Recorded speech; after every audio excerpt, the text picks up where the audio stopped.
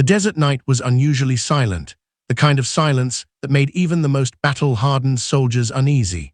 A four-man U.S. Navy SEAL team moved carefully through the rocky terrain of a hostile region overseas, their boots crunching softly against loose gravel. This was supposed to be a fast extraction mission: get in, confirm intelligence, and get out before anyone even knew they were there. But war rarely follows the plan. Lieutenant Mark Reynolds, the team leader, raised his fist, signaling the others to stop. His instincts, sharpened by years of combat, told him something was wrong. The air felt heavy, almost watchful. As he scanned the ridgelines through his night vision goggles, a sudden flash of light ripped through the darkness. Crack! The first bullet struck the rock inches from his head. "Contact high ground," Reynolds shouted as the team dropped instantly, returning fire while scrambling for cover. Within seconds, gunfire erupted from multiple directions. The SEALs had walked straight into an ambush. Tracer rounds sliced through the night like fiery arrows.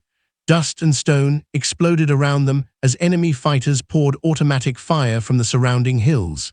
Their position was exposed, and the rocky terrain offered little protection. The radio crackled with static as their communications officer tried desperately to reach command. "Command, this is Bravo 1. We are under heavy fire. Repeat, under heavy fire." Only silence answered. Petty Officer Jake Miller pressed his back against a boulder, reloading with shaking hands. He had faced combat before, but this was different. They were pinned down, outnumbered, and cut off. Above them, the enemy held the high ground, a deadly advantage. A grenade landed nearby, bouncing once before exploding in a deafening blast.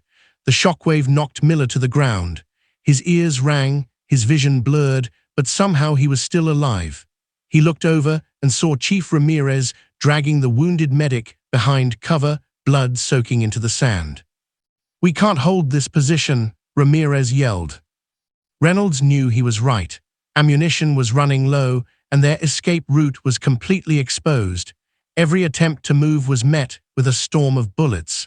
The SEALs were among the best warriors in the world, but even elite training had limits.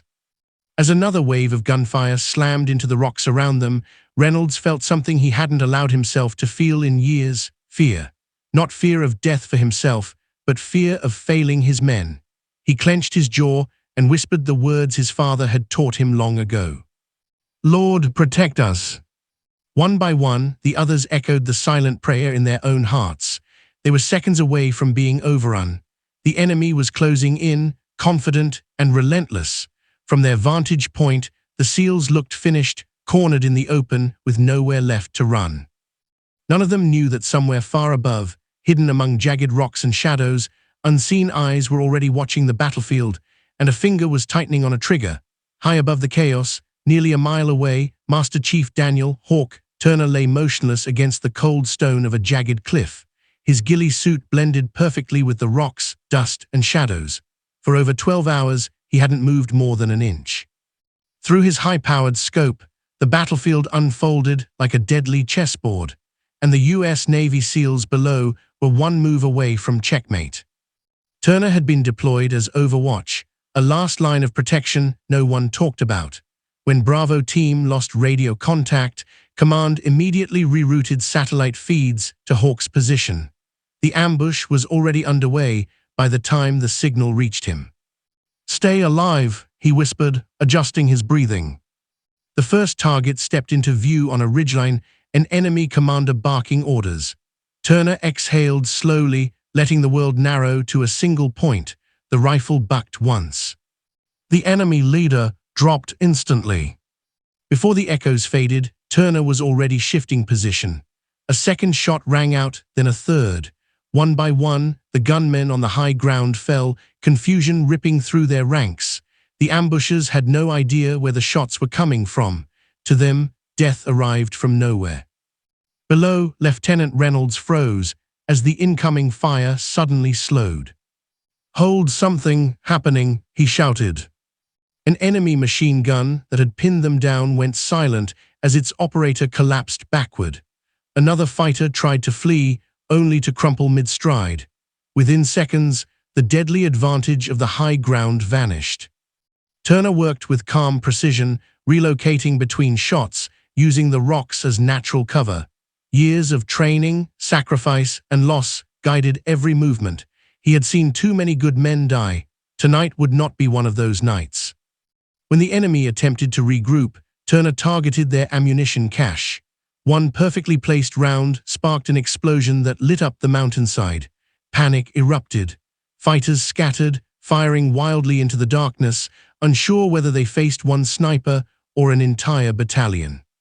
"Bravo 1, this is Overwatch." A calm voice finally broke through the radio. "You're clear to move. Extraction inbound." Reynolds felt his chest tighten with relief. "Overwatch, you just saved our lives." "Just doing my job," Turner replied, already scanning for new threats. Under the cover of the sniper's relentless watch, the SEALs moved swiftly, carrying their wounded toward the extraction point. A helicopter thundered in, rotors slicing the night air as flares illuminated the valley. No enemy dared to step into the open. As the last SEAL boarded the aircraft, Reynolds looked back at the cliffs, whispering the words again, this time with gratitude instead of fear. "Lord, protect him." Miles away, Turner finally allowed himself to breathe. He disassembled his rifle, melted back into the rocks, and disappeared before dawn. There would be no medals in the headlines, no public recognition. That was the way he preferred it. Because in the shadows of war, the deadliest heroes were often the ones no one ever saw, and the ones who arrived just seconds before it was too late.